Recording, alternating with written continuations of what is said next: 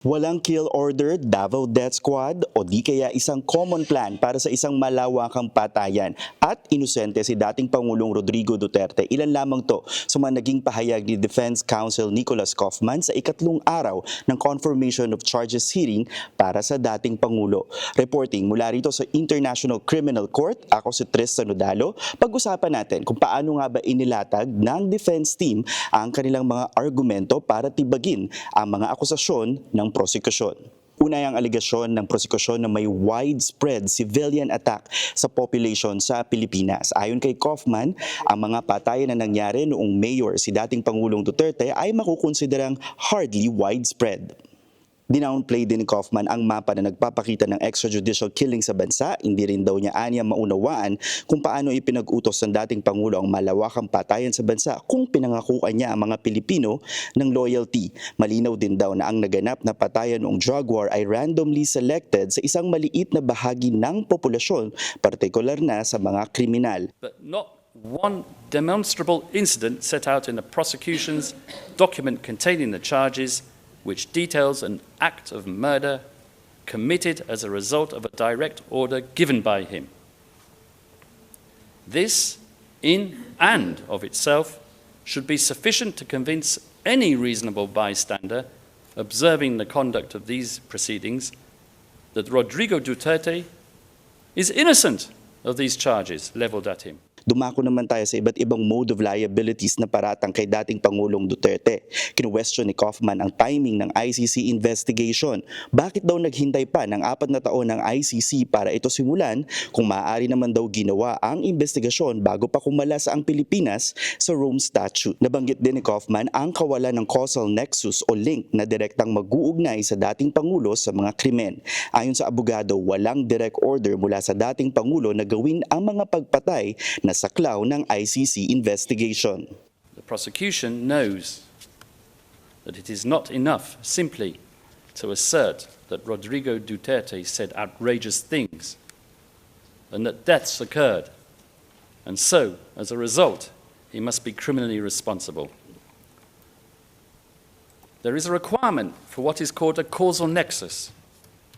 The prosecution has to show which one of Duterte's statements, orders or commands were given to a specific individual who then went out and pulled the trigger or communicated the command to someone else who also went out and pulled the trigger, killing one of its 78 identified victims.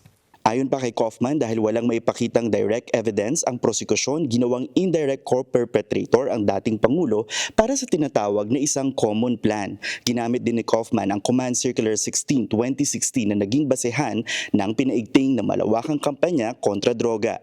Ayon kay Kaufman, sinadya ng prosekusyon hindi banggitin ang parte ng circular kung saan may human rights monitoring sa drug war at ang salitang neutralize ay hindi umano nangangahulugang pumatay. So, Madam President, Your Honours, taken together, the manual, the public clarifications by police leadership, the state's position before the highest court in the Philippines, and even the prosecution's own corroborative witness testimony, all of this material demonstrates a coherent and consistent understanding that neutralization was articulated as lawful incapacitation through arrest and related measures, not as a policy of killing.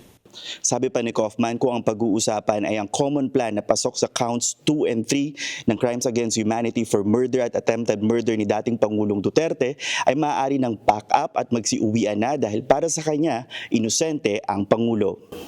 The common plan was not a refined policy of cleaning up the streets, but rather a killing frenzy of the political opposition.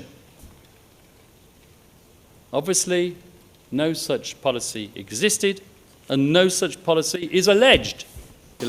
Wala rin daw ebidensya ang prosekusyon na nagkaroon ng kasunduan si Duterte at kanyang mga co-perpetrators ng pagpatay.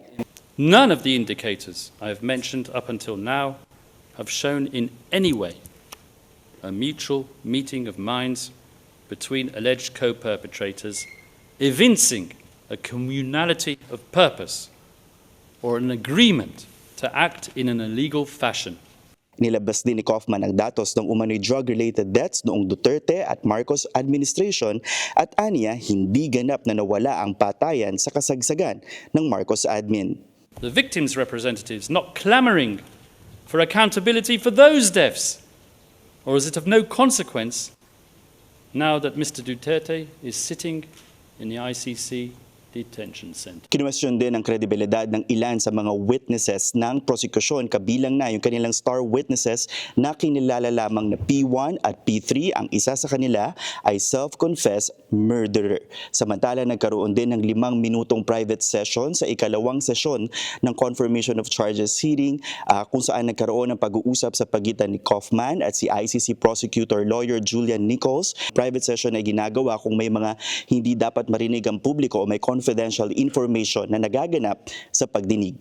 Yan muna ang latest mula rito sa ICC Media Center. Tristan Odalo, Newswatch Plus, The Hague, Netherlands.